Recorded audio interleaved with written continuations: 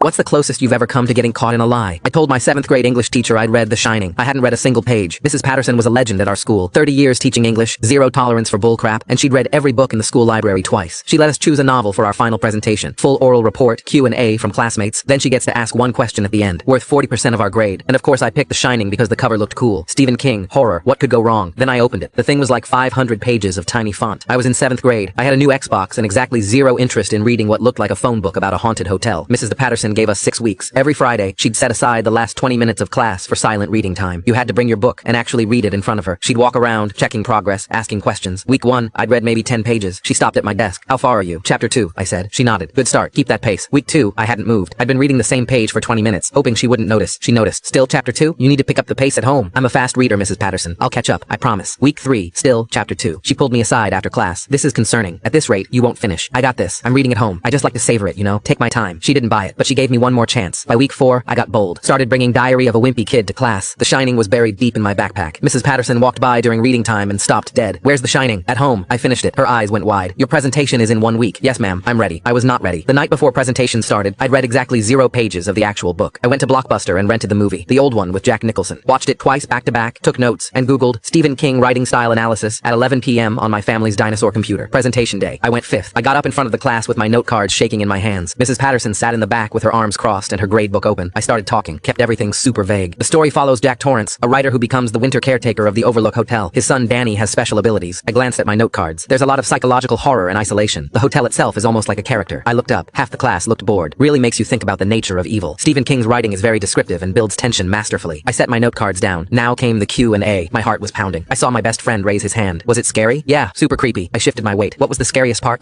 Probably the hedge maze. Very intense. Someone in the back raised their hand. Would you recommend it? Totally. Couldn't put it down. Well, at least that's what Sarah H. said in her Google review, but I was crushing it, nailing it. Then I made eye contact with Mrs. Patterson. She wasn't writing in her gradebook. She was just staring at me. That look teachers give you when they know you're full of it, but they're waiting to see how far you'll take it. I actually started feeling good. My hands stopped shaking. I'd pulled it off. Okay, does anyone else have questions? No one raised their hands. Almost home free. Then I remembered. Mrs. Patterson always gets the last question. Then I said the words I'd been dreading. Mrs. Patterson, do you have a question? Long pause. She closed her gradebook, stood up, walked slowly to the front of the classroom. Everyone went silent. She stopped right in front of my desk. Yes, I was wondering if you could tell us about some of the major differences between the book and the movie. My balls literally dropped through the floor. The room went completely silent. Everyone was staring at me. She knew. She absolutely knew. And she just trapped me in front of the entire class. I stood there frozen. My brain was screaming. I could feel my face getting hot. I had 2 options. Admit I didn't read it and fail, or try to make something up and fail worse. Then it hit me. The dumbest, most beautiful idea I'd ever had. I looked her dead in the eye. I'm sorry, Mrs. Patterson, I don't know. I never saw the movie. The classroom exploded into whispers. She just stared at me. 5 seconds. 10 seconds. I thought I was dead. Then she smiled. The first smile I'd ever seen from her. Sit down. B+.